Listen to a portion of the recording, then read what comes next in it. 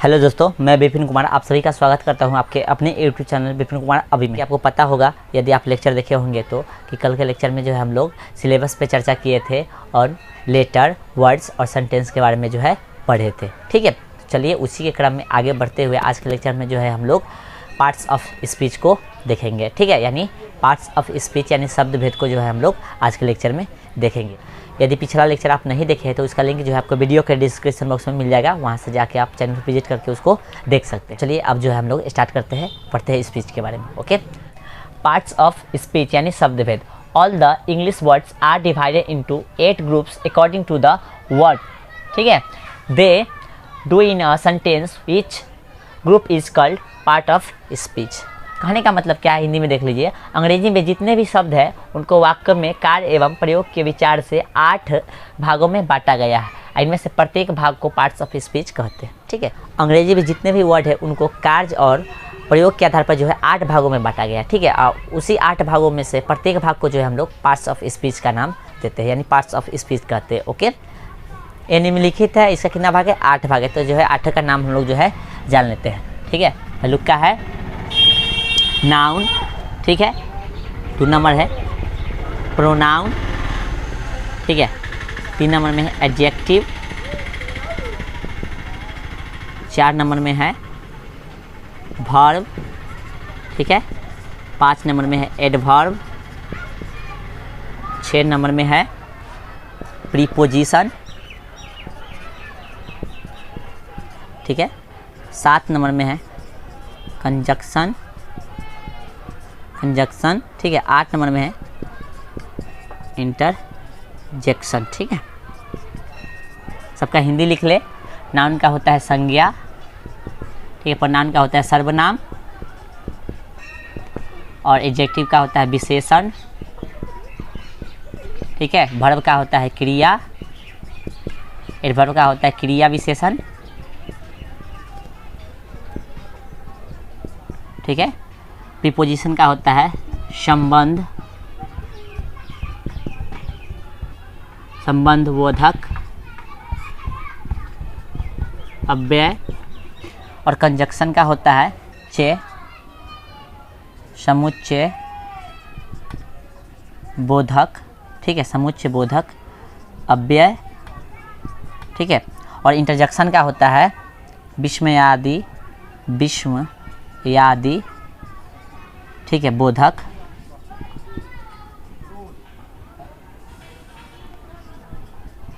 अव्यय।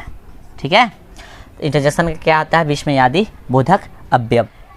तो अब जो है हम लोग 8 भागों के जो है नाम जान लिए। ठीक है, अब 8 भाग को एक करके सबका डिफिनीशन जानेंगे। ठीक है, सबका डिफिनीशन जानने के बाद फिर से एक के हम लोग जो है अच्छा से पढ़ेंगे और सबका जो है रूल जानेंगे। ठीक है, तो चलिए हम लोग सबसे पहले जानते हैं नाउन के बारे में। ठीक है,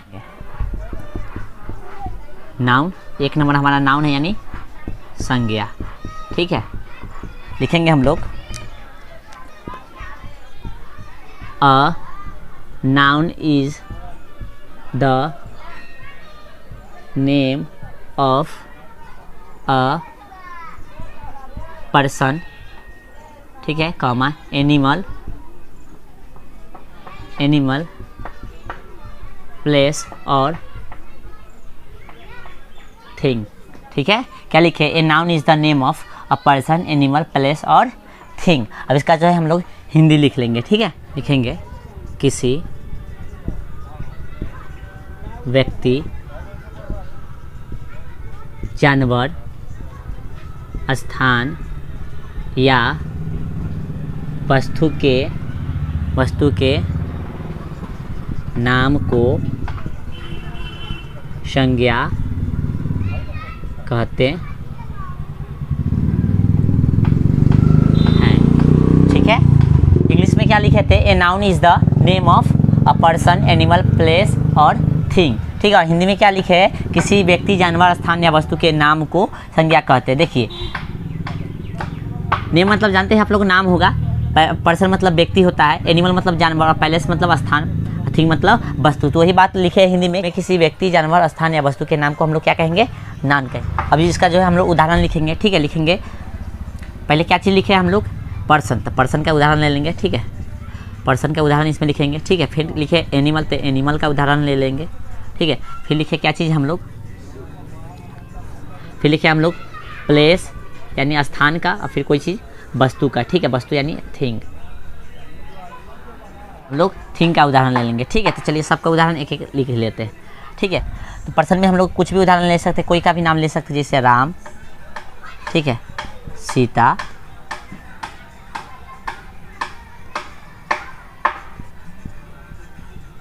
अजय, और लिख सकते हैं आप लोग, ठीक है। एनिमल में देखिए डॉग, डॉग हो गया एस, ठीक है। एलिफेंट, ठीक है। प्लेस में देखिए पटना, दिल्ली, पंजाब, ठीक है। थिंग में देखिए पेन, बुक, ETC कर दीजिए सब में, ठीक है, क्योंकि और एग्जाम्पल हम लोग ले सकते हैं, ठीक है। इसमें भी ETC कर दीजिए, ठीक है। तो हम लोग जो लिखे थे किसी व्यक्ति, जानवर, स्थान या वस्तु के नाम को क्या कहते हैं, संज्ञा कहते हैं। सब में देखिए, देखिए पर्सन यानी व्यक्ति में देखिए राम, सीता, अजय हो गया। एनिमल, एनिमल में देखिए डॉग, एस, एलिफेंट हो गया, ठीक है। पहले प्लेस में देखिए पटना, दिल्ली, पंजाब हो गया एग्जाम्पल, और थिंग यानी वस्तु में देखिए पेन, बुक, और भी एग्जाम्पल हो सकते हैं, ठीक है। आई होप कि जो है आपको नाउन का डिफिनीशन समझ में आ गया होगा और एग्जाम्पल जो है समझ में आ गया होगा, ठीक है। अब जो है 2 नंबर हमारा डिफिनीशन क्या है, सर्वनाम। सर्वनाम यानी प्रोनाउन का जो है डिफिनीशन अब हम लोग को देखना, तो चलिए उसको देखेंगे, ओके। तो अब जो है हम लोग समझेंगे प्रोनाउन को, ठीक है। प्रोनाउन यानी सर्वनाम, लिखेंगे a pronoun, a pronoun is a word used in, ठीक है, used in place of a noun. इसको फिर से एक बार पढ़ेंगे, ठीक है। A pronoun is a word used in place of a noun. इसका हिंदी होगा प्रोनाउन वह शब्द है, वह शब्द है जो किसी नाउन के बदले में प्रयुक्त किया जाता है, ठीक है। यानी सर्वनाम कहने का मतलब क्या है कि सर्वनाम वह शब्द है जो किसी नाउन के बदले में प्रयुक्त किया जाता है, यानी नाउन की जगह पे कौन आएगा, सर्वनाम आएगा, ठीक है। यानी नाउन की जगह जो ले रहेगा उसको हम लोग क्या कहेंगे, सर्वनाम कहेंगे, ठीक है। आई होप कि समझ गए होंगे प्रोनाउन का मतलब ही। अब इसका एग्जाम्पल हम लोग समझते हैं कुछ, ठीक है। एग्जाम्पल जैसे लिखेंगे, ये सब जो है शब्द क्या है, प्रोनाउन है, और यही शब्द जो है नाउन के बदले में आएगा। तभी सेंटेंस का एग्जाम्पल हम लोग नहीं दिए, अभी जो है सिर्फ हम लोग पार्ट्स ऑफ स्पीच का डिफिनीशन समझ रहे हैं, ठीक है। यदि डिफिनीशन समाप्त हो जाता है तब जो है हम लोग एक ही वो लेकर अच्छा से समझेंगे और अच्छा से इसको पढ़ेंगे, ठीक है। प्रोनाउन हमारा खत्म हो गया, आप जो है हम लोग एडजेक्टिव को देखेंगे, ठीक है। लिखेंगे एडजेक्टिव, ठीक है। 3 नंबर एडजेक्टिव यानी विशेषण, ठीक है, विशेषण। चलिए इसका डिफिनीशन हम लोग लिखेंगे, नंबर दे दीजिए 3, ठीक है। इसका डिफिनीशन हम लोग लिखेंगे an adjective qualify a noun और अ प्रोनाउन। का मतलब क्या है कि एडजेक्टिव, ठीक है, एडजेक्टिव वह शब्द है जो नाउन या प्रोनाउन की विशेषता बताता है, ठीक है। इसको फिर से एक बार हम लोग समझ लेते हैं। An adjective qualify a noun और प्रोनाउन, कहने का मतलब एडजेक्टिव वह शब्द है जो नाउन और प्रोनाउन का विशेषता बतलाएगा, ठीक है। यानी नाउन और प्रोनाउन का विशेषता बताने वाले शब्द को हम लोग क्या कहेंगे, एडजेक्टिव, ठीक है। तो वो ऐसा कौन सा शब्द है जो नाउन और प्रोनाउन का विशेषता बताएगा, तो चलिए कुछ एग्जाम्पल हम लोग लिख लेते हैं, ठीक है। इसको अच्छा से हम लोग फिर पढ़ेंगे, अभी डिफिनीशन खत्म हो जाता है तो, ठीक है। लिखिएगा एग्जाम्पल, गुड, बैड, ब्यूटीफुल, ठीक है, गुड, बैड, ब्यूटीफुल, हेल्दी, ठीक है, red, white, big, small, etc कर दीजिए, ठीक है।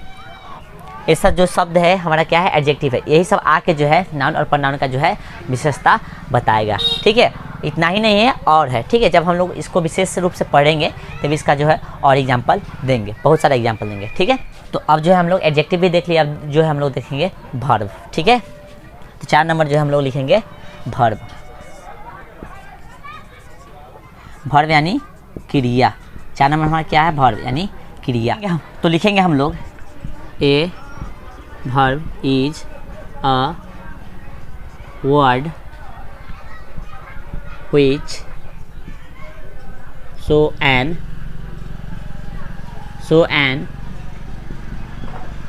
action, state और possession, ठीक है। क्या लिखे हम लोग, a verb is a word which show an action, state, action comma state और पोसेशन, ठीक है। हिंदी इसका लिखना चाहिएगा तो क्या आ जाएगा हिंदी इसका, वर्ब वह शब्द है, वर्ब वह शब्द है जिससे किसी काम को करने कॉमा दशा या स्वा, ठीक है, या स्वामित्व का बोध होता है, ठीक है। यानी वर्ब वह शब्द है जिससे किसी काम को करने दशा या स्वामित्व का बोध होता है। कहने का मतलब वर्ब शब्द का मतलब क्या है, तब वर्ब शब्द से कहने का मतलब यह होता है कि कोई काम का होने या करने का उसे बोध होगा, ठीक है। किससे, तब वर्ब शब्द से, ठीक है। जो भी वर्ब होगा उससे काम करने या होने का जो है बोध होगा, ठीक है। यही जो है वर्ब का मतलब होता है, ठीक है। तो चलिए जो है अब हम लोग एग्जाम्पल इसका कुछ लिख लेते हैं, ठीक है। Eat, come, play, go, is, was, were, have, has, had, will, can, could, should, etc, ठीक है। ये सब जो है हमारे वर्ब के उदाहरण है, ठीक है। ये सब जो है हमारे क्या है, वर्ब के उदाहरण है। अब बात आता है कि वर्ब को पहचानेंगे कैसे, ठीक है। तो वर्ब को पहचानने का तरीका जो है हम लोग जानेंगे जब वर्ब को अच्छा से पढ़ेंगे तो, ठीक है। अभी इसको आप ध्यान में रखिएगा, वर्ब को पहचानने का तरीका जो है हम आपको बताएंगे जब वर्ब को हम लोग पढ़ेंगे। अभी सिर्फ हम लोग डिफिनीशन जानना है, तभी समझ लीजिए डिफिनीशन के माध्यम से कि वर्ब क्या होता है। तब वर्ब से कहने का मतलब होता है कि कोई काम हो रहा है, ठीक है, या काम होने का जो है बोध हो रहा है, ठीक है। वर्ब का मतलब बेसिकली अभी यही आप लोग जानिए, ठीक है। जब हम लोग वर्ब के बारे में अच्छा से पढ़ेंगे तब जो है और बात वर्ब के बारे में हम लोग जानेंगे, ठीक है। इसका हर गुण को हम लोग समझेंगे, ओके। चलिए अब वर्ब हो गया हमारा, तो अब इसके आगे हम लोग जानेंगे एडवर्ब के बारे में, ठीक है। तो अब जो है हम लोग एडवर्ब को समझेंगे, ओके। एडवर्ब यानी क्रिया विशेषण। An adverb qualify a verb, an adjective और अनदर एडवर्ब, ठीक है। कहने का मतलब क्या है, एडवर्ब वह शब्द है जो किसी वर्ब, एडजेक्टिव या दूसरे एडवर्ब की विशेषता बताता है, ठीक है। एडवर्ब जो शब्द है ना, वर्ब, ठीक है, और एडजेक्टिव और किसी दूसरे एडवर्ब का भी विशेषता बताता है, ठीक है। यानी एडवर्ब जो है किसका विशेषता बताएगा, एडजेक्टिव का, वर्ब का, और खुद एडवर्ब का भी विशेषता जो है एडवर्ब बताता है, ठीक है। और इससे पहले जो हम लोग पढ़े थे एडजेक्टिव, वो किसका विशेषता बताता है, तो नाउन और प्रोनाउन का, ठीक है। लेकिन एडवर्ब जो है विशेषता किसका बताता है, तो वर्ब का और एडजेक्टिव का और एडवर्ब का भी, ठीक है। चलिए जैसे में विशेषता बताने वाला एडवर्ब शब्द कौन सा है, तो वेरी है, स्लोली है, केयरफुली है, और etc करने का मतलब और भी शब्द है इसमें, ठीक है। और भी शब्द हम लोग जानेंगे जब इसको एडवर्ब को अच्छा से पढ़ेंगे तो, ठीक है। अब जो हम लोग प्रीपोजिशन को जानते हैं, यानी संबंध बोधक अवयव को जानते हैं, इसको समझिए। A preposition is a word usually placed before a noun or pronoun to show its relation to some other words in the sentence, ठीक है। कहने का मतलब क्या से समझिए, ठीक है। प्रीपोजिशन वह शब्द है जो प्राय किसी नाउन या प्रनाउन के पहले आकर उस नाउन या प्रनाउन का संबंध वाक्य में प्रयुक्त किसी अन्य शब्द या शब्दों से कराता है।